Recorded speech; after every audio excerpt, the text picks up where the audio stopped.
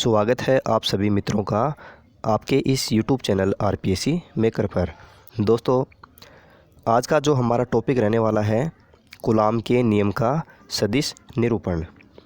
और दोस्तों, उससे पहले हमने जो आवेश हैं, आवेश के मात्रक हैं, आवेश के क्वांटाइजेशन हैं और आवेश के गुणधर्म हैं, वो सभी टॉपिक हमने कंप्लीट कर लिए थे। और पीछे वाले वीडियो में हमने जो कूलाम का नियम है, कूलाम का नियम हमने प्रतिपादित किया था। तो दोस्तों, आज का जो हमारा टॉपिक रहने वाला है कूलाम के नियम का सदिश निरूपण है, vector form of coulombs law. तो दोस्तों, वीडियो स्टार्ट करने से पहले आपसे रिक्वेस्ट है, यदि आप हमारे चैनल पे फर्स्ट बार विजिट कर रहे हो तो चैनल को सब्सक्राइब अवश्य करें, साथ ही बेल आइकन को ज़रूर प्रेस करें, जिससे आपको हमारी वीडियोज़ की नोटिफिकेशन मिलते रहें। तो दोस्तों, स्टार्ट करते हैं आज का अपना वीडियो, कूलाम्स के नियम का सदिश निरूपण। देखो दोस्तों, जो यहाँ पर जो डायग्राम दर्शाया गया है, इसको समझने का प्रयास करते हैं। ठीक है दोस्तों, 3 डायमेंशन फॉर्म में इसके 3 अक्ष है, एक्स अक्ष, ये वाई अक्ष है और ये जेड अक्ष है। ये इसका मूल बिंदु O है। तो दोस्तों देखो, थ्योरी के हिसाब से देखो, माना कि 2 बिंदु आवेश हैं, कौन कौन सी, Q1 व Q2 दिखाई दे रहे हैं आपको। ये तो Q1 आवेश है डॉट के रूप में, ये डॉट के रूप में कौन सा है, Q2। और जो इनकी मूल बिंदु के सापेक्ष स्थिति कहाँ पर है, मूल बिंदु के सापेक्ष स्थिति सदिश कौन कौन सी इनके, ये रहा, ये मूल बिंदु है। इसके सापेक्ष जो इसकी स्थिति है, इसकी स्थिति के निर्देशांक जो स्थिति सदिश है वो तो है R1, Q1 का तो है R1 सदिश, और Q2 का कौन सा है, R2 सदिश, R2 वेक्टर।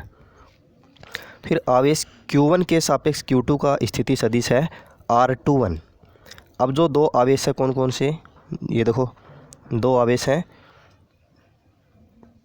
ये देखो जो 2 आवेश हैं Q1 और Q2। तो इन दोनों आवेशों के मध्य जो विस्थापन सदिश है वो कौन सा है, R21। ठीक है दोस्तों, इसको R21 को लिखते हैं हम R2 माइनस R1। ये कैसे आया, ये अभी आपको मैं समझा दूंगा। देखो फिर, और जो इनके मध्य है, देखो Q1 आवेश के कारण लगने वाला बल। ठीक है दोस्तों, इसकी दिशा जो R12 है, इसकी दिशा की साइड में है F12। ठीक है दोस्तों, ये अभी हम पढ़ने वाले हैं सभी। देखो दोस्तों, पहले तो आपको मैं ये बता देता हूँ, जो यहाँ पर जो नियम लगेगा त्रिभुज AOB में त्रिभुज का सदिश संयोजन नियम, ये आपने 11th की जो बुक है फिजिक्स वाली, उसमें आपने ये पढ़ा होगा। ठीक है दोस्तों, अगर आपको याद आ रहा है तो देखो। फिर देखो, जो आवेश Q1 के सापेक्ष Q2 का स्थिति सदिश कौन सा हो गया, R21 वेक्टर। अतः सदिश योग के त्रिभुज नियम से, सदिश संयोजन के त्रिभुज नियम से क्या हो जाएगा, R21 के equal to R2 vector minus R1 vector. ठीक है दोस्तों, ये कैसे आया, देखो इसको समझने का प्रयास करते हैं। ये देखो, यहाँ पर त्रिभुज बनेगा OAB, कौन सा, OAB, ये त्रिभुज बन रहा है यहाँ पर। तो यहाँ पर जो नियम लगेगा त्रिभुज का सदिश संयोजन कैसे होगा, OA त्रिभुज का जो सदिश संयोजन होता है वो क्या होता है कि किन्हीं त्रिभुज की 2 क्रमागत भुजाओं का सदिश योग उसकी तीसरी भुजा के बराबर होता है। क्रमागत भुजाओं का योग उसकी तीसरी भुजा के बराबर होता है। कैसे, देखो इसमें भुजा हो गई OA वेक्टर, कौन सी, ये वाली भुजा, AB वेक्टर, ये वाली भुजा, तो बराबर किसके होगी, ये OB वेक्टर के। किसके बराबर, OB वेक्टर के। तो OA का मान कितना है, इसका जो सदिश है वो कितना है, R1 सदिश। AB का कितना है, AB का है R21 सदिश। और OB का कितना है, OB का है R2 सदिश। तो दोस्तों यहाँ से देखो, जो R21 का मान निकालेंगे, यहाँ से R21 वेक्टर का मान निकालेंगे, कितना आ जाएगा, R2 vector minus R1 vector. तो इस तरह से यहाँ से ये R21 का मान आ जाएगा। और फिर इसी प्रकार से देखो, ये तो आ गया किसका, R21 vector equal to R2 vector minus R1 vector. इसी प्रकार से R12 वेक्टर का मान कितना आ जाएगा, R12 का मान हो जाएगा R1 vector minus R2 vector, इसका व्युत्क्रम हो जाएगा। फिर देखो, फिर है Q1 आवेश पर Q2 आवेश द्वारा लगने वाला बल। देखो Q1 आवेश पर Q2 आवेश द्वारा लगने वाला बल कौन सा है, ये रहा। Q1 आवेश पर Q2 आवेश द्वारा लगने वाला बल कितना है, F12। कितना है, F12।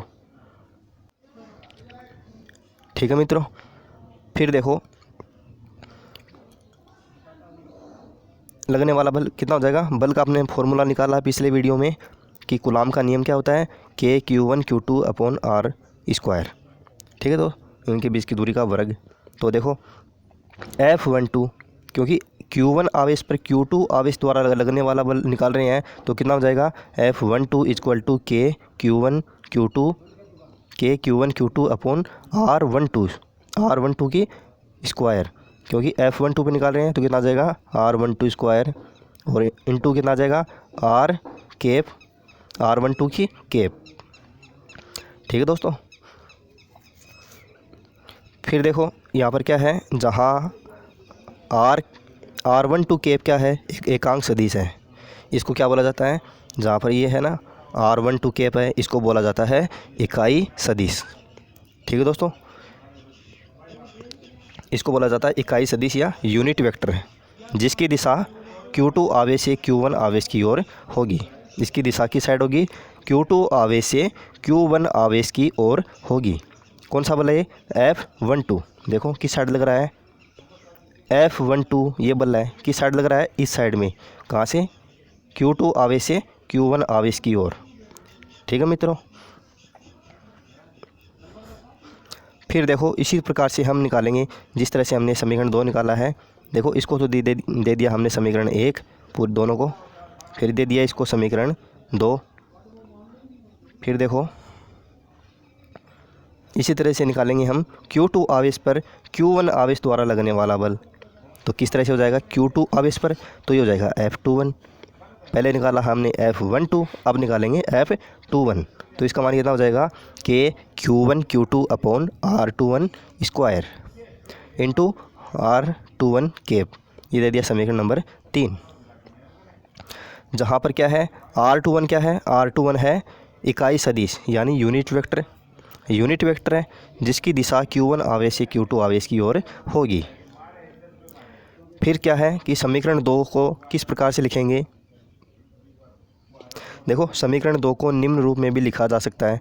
देखो किस तरह से, जो समीकरण 2 है यहाँ पर K का मान रख देंगे। K का मान कितना होता है, 1/4πε0।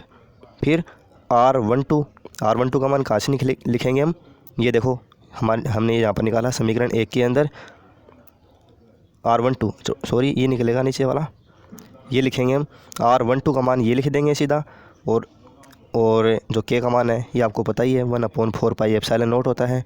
तो देखो जो समीकरण 3 है वो समीकरण 2 है, उसको निम्न रूप में भी लिखा जा सकता है। किस तरह से, देखो F12 इक्वल टू ये K का मान आ गया 1/4πε0 Q1 Q2 जो कहते हो, और R12 वेक्टर का मान कितना हो जाएगा, R1 माइनस R2 वेक्टर की मॉडुलस, मोड होता है, मोड की होल स्क्वायर हो जाएगा। फिर R12 कैप, ये आ गया समीकरण 4। इसी प्रकार से हम समीकरण 3 को भी लिख सकते हैं। किस प्रकार से, इसी प्रकार से। देखो कितना हो जाएगा, ये K का मान रख दिया, Q1 Q2 है ही। फिर देखो हमने यहाँ पर तो लिखा है R12 का मान, और यहाँ पर कितना लिखेंगे, ये तो R12 वेक्टर है, और यहाँ पर ये किसका मान है, R21 वेक्टर। तो R21 वेक्टर का मान कितना होता है दोस्तों, ये देखो R21 वेक्टर का मान कितना होता है, ये रहा। तो ये यहाँ पर लिखना है, कितना हो जाएगा, R21 वेक्टर का मान R2 माइनस R1 वेक्टर है। ये देखो ये मान लिखना है यहाँ पर R2 vector minus R1 vector की, इसका ये मोड हो जाएगा, फिर ये स्क्वायर हो जाएगा, फिर R21 वेक्टर हो जाएगा। ये समीकरण 4 और ये समीकरण 5। तो हमारे पास समीकरण 5 आ गए। फिर देखो यहाँ पर समझने वाली बात है, ये F21 ये तो हमने रख दिया ज्यों का त्यों। फिर ये भी रख दिया हमने ज्यों का त्यों 1/4 पाई एप्सिलॉन नॉट। फिर Q1 Q2 ये भी ज्यों का त्यों। फिर R इसको चेंज किया हमने, किसको, R2 vector minus R1 vector के मोड का स्क्वायर। तो देखो दोस्तों, अगर हम इसका जो साइन है वो चेंज करेंगे, यानी इसके अंदर माइनस कॉमन ले लिया हमने बाहर, तो क्या हो जाएंगे, ये जो साइन है वो चेंज हो जाएंगे, क्योंकि यहाँ पर क्या है, R2 प्लस है और R1 माइनस में है।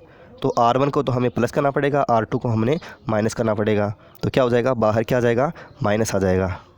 ठीक दोस्तों, और ये यहाँ पर क्या हो जाएगा, R1 vector minus R2 vector की मोड का स्क्वायर। और फिर ये भी चेंज हो जाएगा, इसका मान भी जो R कैप है, R कैप का मान कितना हो जाएगा, R21 से कितना हो जाएगा, R12 हो जाएगा। ठीक है दोस्तों। फिर देखो दोस्तों, ये है जो का त्यों। ठीक है दोस्तों, ये है F21 जो का त्यों आ गया। फिर ये माइनस का माइनस आ गया। फिर देखो ये मान किसका है, ये मान आपको रखना है। देखो दोस्तों, ये मान किसका है। फिर देखो दोस्तों, जो ये 1/4 पाई एप्सिलॉन नॉट, ये मान किसका होता है। ठीक दोस्तों, अगर आपको याद है तो ठीक है, नहीं तो मैं आपको दिखा देता हूँ। देखो ये मान अभी हमने निकाला है कौन से समीकरण में, R1 cap minus R2 cap की मोड। ये देखो दोस्तों, ये मान रहा, किसका मान है, ये F12 वेक्टर का मान है। किसका मान है, F12। तो हमने देखो ये माइनस है, ये माइनस हमने रख दिया। फिर इसका मान रख दिया हमने कितना, F12। तो ये आ गया F12 और यहाँ से F21 ये है ही। ठीक दोस्तों, तो अब हमारे पास जो समीकरण आएगा वो इस तरह से आ जाएगा, F21 equal to minus F12। ठीक है दोस्तों, तो ये हमारे पास क्या आएगा, समीकरण आएगा F21 equal to minus F12। तो ये है हमारे पास समीकरण कूलाम के नियम का सदिश निरूपण। फिर देखो दोस्तों, हमें यहाँ से क्या क्या प्राप्त होता है इस टॉपिक से। देखो, दोनों आवेशों पर परस्पर लगने वाले बल परिमाण में तो समान है दोनों। जो दोनों आवेशों पर जो दो आवेश है कौन कौन से, Q1 और Q2 है। तो दोनों आवेशों पर परस्पर लगने वाला बल कैसा होगा, परिमाण में तो समान होगा, लेकिन दिशा में विपरीत होगा, विपरीत दिशा में कार्यरत होते हैं। किस तरह से, देखो डायग्राम में देखो, विपरीत दिशा में है क्या, F12 इस दिशा में है, F21 इस दिशा में है। तो विपरीत तो दिशा होगी, लेकिन परिमाण में कैसे होंगे, परिमाण में होंगे समान। जितना इस आवेश पर बल लगेगा उतना ही इस आवेश पर बल लगेगा। Q1 आवेश पर किसके कारण लगेगा, Q2 के कारण। और Q1 जो Q2 है इस पर किसके कारण लगेगा, इस पर लगेगा Q1 आवेश के कारण बल। फिर देखो दोस्तों, कूलाम का जो नियम है, न्यूटन के तृतीय नियम, क्या होता है तृतीय नियम, कूलाम का तृतीय नियम वो होता है क्रिया प्रतिक्रिया का नियम का पालन करता है। ठीक है दोस्तों, अगर आपने न्यूटन का तीसरा नियम पढ़ा है, तृतीय नियम, तो वो क्या होता है, क्रिया प्रतिक्रिया का नियम। एग्जाम्पल के तौर पे बंदूक से गोली का निकलना, और समुद्र के किनारे खड़े नाव से वो छलांग लगाता है किनारे बनाने के लिए, तो नाव धकेलती है पीछे की तरफ और वो चला जाता है आगे। तो ये एग्जाम्पल होते हैं किसके, न्यूटन के तृतीय नियम के। फिर है कूलाम के नियम के लिए आवेश बिंदु आवेश एवं स्थिर होना चाहिए। ठीक दोस्तों, कूलाम के नियम, जो कूलाम का नियम है, कूलाम के नियम के लिए आवेश कैसे होने चाहिए, बिंदु आवेश होने चाहिए। अब देखो दोस्तों, आपको बिंदु आवेश मालूम है तो ठीक है, अगर नहीं पता है तो इससे जो पीछे वाला वीडियो है उसमें मैंने आपको बिंदु आवेश बताया है कूलाम के नियम में कि बिंदु आवेश क्या होता है। फिर कूलाम नियम केवल दो आवेशों के मध्य लगने वाले बल को ज्ञात करने के लिए किया जाता है। जो कूलाम का नियम होता है वो केवल दो आवेशों के लिए ज्ञात किया जाता है। ठीक दोस्तों, दो आवेशों के मध्य लगने वाले आकर्षण या प्रतिकर्षण बल के लिए ही केवल कूलाम का नियम होता है। अगर तीन आवेश हमें दे दिया जाता है तो उनके लिए नियम काम नहीं करेगा। ठीक है दोस्तों, केवल दो आवेशों के मध्य। अगर 3 आवेशों मध्य करना है तो पहले केवल इन दोनों के मध्य करना पड़ेगा, फिर इन दोनों के मध्य करना पड़ेगा, फिर इन दोनों के मध्य करना पड़ेगा, फिर उस तरह से होगा। एक साथ में तीनों के मध्य ज्ञात नहीं हो सकता। ठीक है दोस्तों, तो हमारा जो टॉपिक है ये कूलाम के नियम का सदिश निरूपण कंप्लीट होता है। उम्मीद करता हूँ दोस्तों आपको ये वीडियो समझ में आया होगा। अगर कोई डाउट हो तो कमेंट में आप मुझसे पूछ सकते हो। तो दोस्तों आज के लिए इतना ही, मिलते हैं नेक्स्ट वीडियो में एक नए टॉपिक के साथ।